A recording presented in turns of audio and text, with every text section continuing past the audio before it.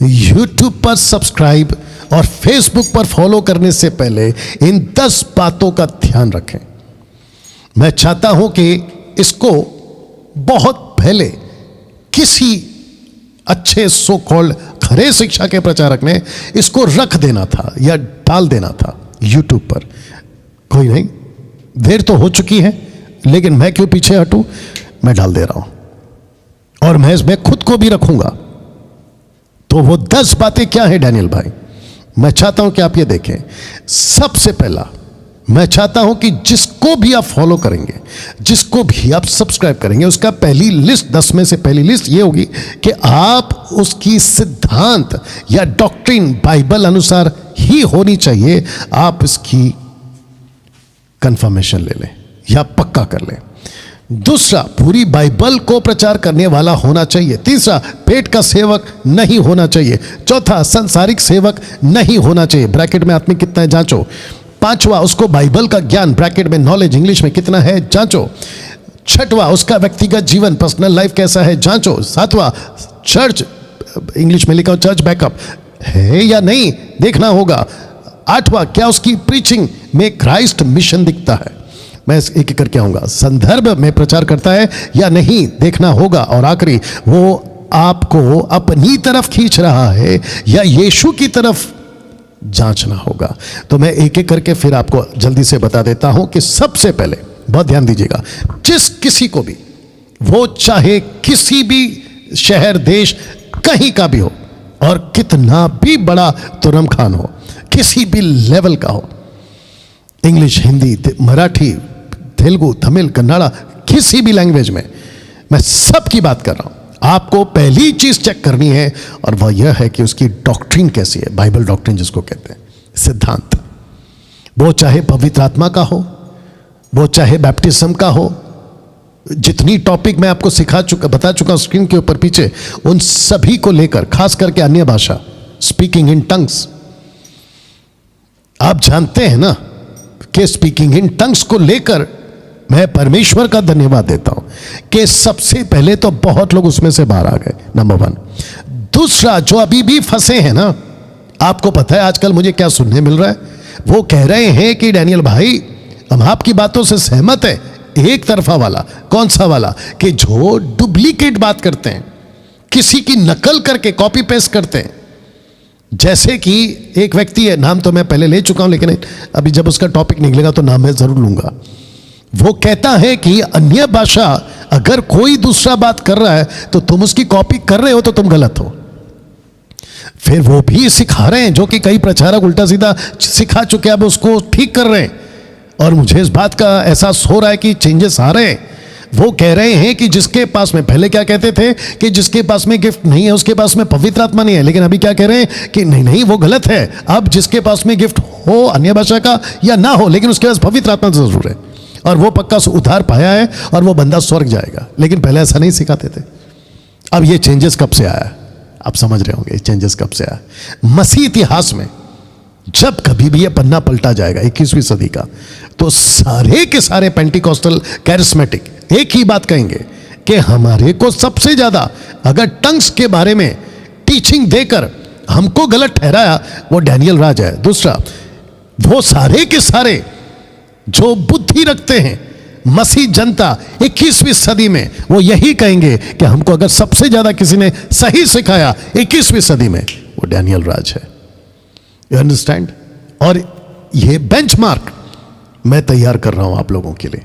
तो जिसके चलते आप जिसको भी सुनो, सबसे पहला चेक करो। मैंने एक वीडियो बनाई थी, मैंने कहा था कि जो भी बंदा मिरेकल्स करता है, प्रोफेसी करता है, दुष्ट आत्मा निकालता है, XYZ, लेकिन वो जिब्रिश बोलता है। जिब्रिश से क्या मतलब है डैनियल भाई आपका? जिब्रिश से मेरा मतलब है रबा रबा, शबा शबा, लबा लबा और पता नहीं क्या क्या, कबा कबा, ठीक है ना। अगर ऐसी कोई भाषा बात कर रहा है और उसको नाम दे रहा है पवित्र आत्मा का दान और उसको कहते हैं अन्य भाषा, टंग्स, स्पीकिंग इन टंग्स, ये लोग गड़बड़ वाले लोग हैं। इनको कभी सब्सक्राइब नहीं करना। डैनियल भाई आपको नहीं पता, वो जो मुंबई वाला है ना, वो तो बहुत अच्छा बोलता है, बहुत प्यार से बोलता है, बहुत सॉफ्ट बोल रहा है। इशारा तो मिल गया होगा किसकी बात कर रहा हूं। वो जो MP वाला है ना, वो भी बहुत अच्छा अच्छा रेवलेशन देता है। लेकिन अन्य भाषा यानी कि जिब्रिश बोलता है, हम उसका क्या करें? मेरा एक क्वेश्चन है आपसे, खाना कितना भी अच्छा हो लेकिन अगर प्लेट ही गंदा है तो खाना खाओगे? बोला नहीं, सब्जी कितनी अच्छी है, देखो रोटी कितनी अच्छी है, देखो चावल कितना अच्छा, अरे क्या टेस्टी है, लेकिन परोस कहां रहा है? गंदे थाले में या थाली में। आप खाओगे? यही तो बात है। और मैंने क्या कहा था कि जिसके पास में अगर कोई दावा करता है कि मेरे पास में यीशु है, उसको कंफर्म कैसे करना है? क्योंकि उसके पास में यीशु की शिक्षाएं हैं। और जिसके पास में यीशु की शिक्षाएं नहीं है, दूसरा यूहन्ना पहला अध्याय वचन 8 और 9 कहता है कि जिसके पास में यीशु की शिक्षा नहीं है उसके पास यीशु नहीं है। और सीधी बात है, जिसके पास यीशु नहीं है उसके पास में अनंत काल का जीवन नहीं है। वाह दोस्तों, कैसा लग रहा है अभी तक ना? इसको देखिएगा, पूरी बाइबल का प्रचार करने वाला होना चाहिए। ऐसा क्यों? क्योंकि जिस मनोज शाहू को आज मैं रखूंगा वो क्या करता है मैं आपको दिखा चुका लास्ट सैटरडे, आज भी थोड़ा बहुत दिखाऊंगा, ठीक है ना? उसने एक एरिया चुन लिया है, और वो एरिया कौन सा है? प्रॉस्पेरिटी का, ब्लेसिंग का, मोटिवेशनल का, आशीषों का, चमत्कारों का, आगे कैसे बढ़ सकते हैं, सफलता का 5 पॉइंट 10 पॉइंट।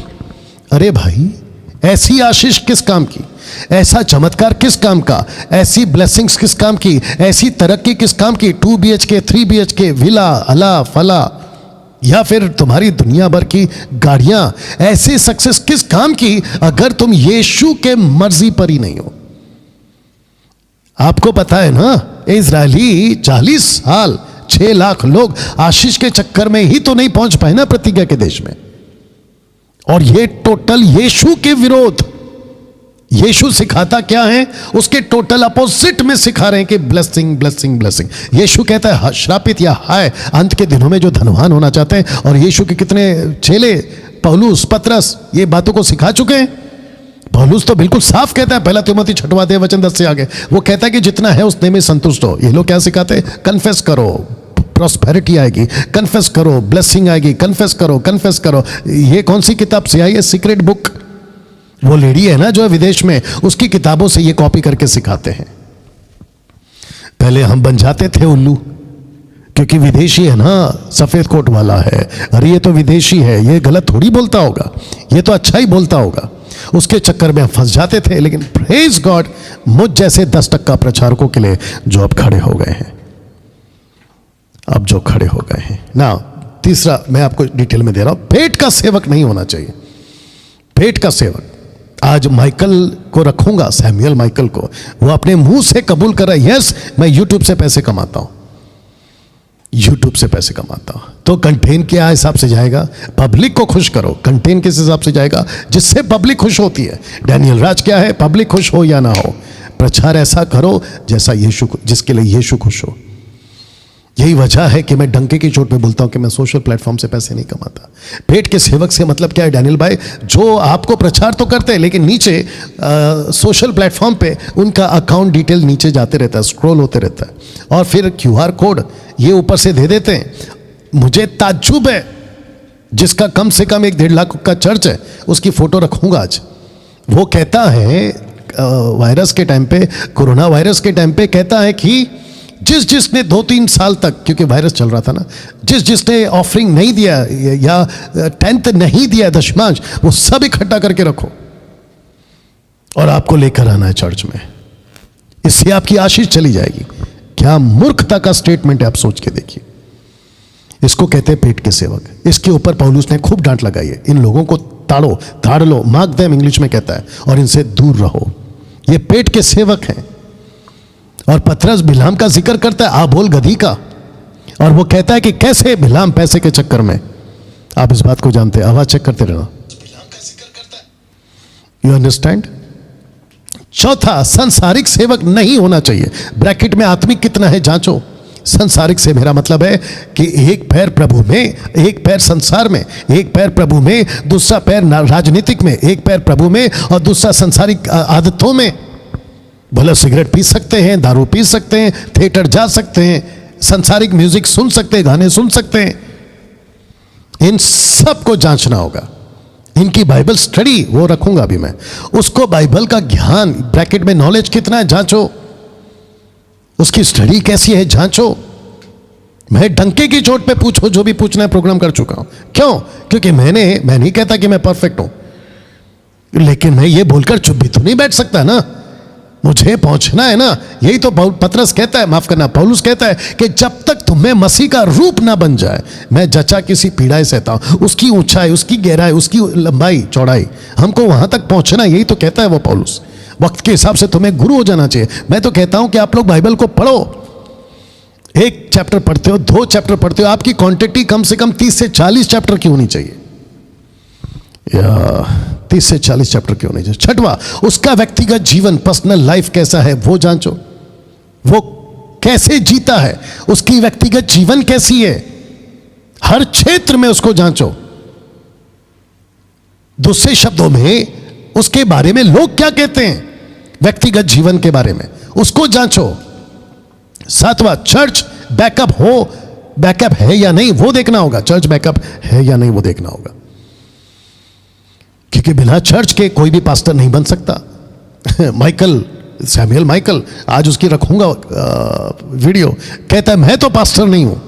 जब तू पास्टर नहीं है और ना ही लीडर है, ना ही बाइबल टीचर है, अब उसका सुनाऊंगा तो आपको भी पता चलेगा। और मैं जब उसकी वीडियो देख रहा था तो मेरे को हंसी छूट गई। एक लड़ी ने फोन किया था, बोला माइकल तुम पास्टर हो? वो कहता है हाँ। तो यहां पे ये झूठ है, रखूंगा उसको, उसकी तो बात करेंगे। लेकिन बिना चर्च के या बिना चर्च बैकअप के आप पास्टर नहीं बन सकते। पास्टर तो बन ही नहीं सकते, वो बात अलग है। साथ में आप पास्टर का काम कर रहे हैं और ऊपर से सोशल प्लेटफॉर्म पे प्रीचिंग कर रहे हैं। मैंने ये नहीं कहा कि पास्टर बने बगैर प्रीचिंग नहीं कर सकते, लेकिन आप जो दावा करते हैं वो तो जरा चेक करना चाहिए ना। 8वां, क्या उसकी प्रीचिंग में क्राइस्ट मिशन दिखता है, ये भी देखना बहुत जरूरी है। मिशन से मतलब क्या है डैनियल भाई आपका?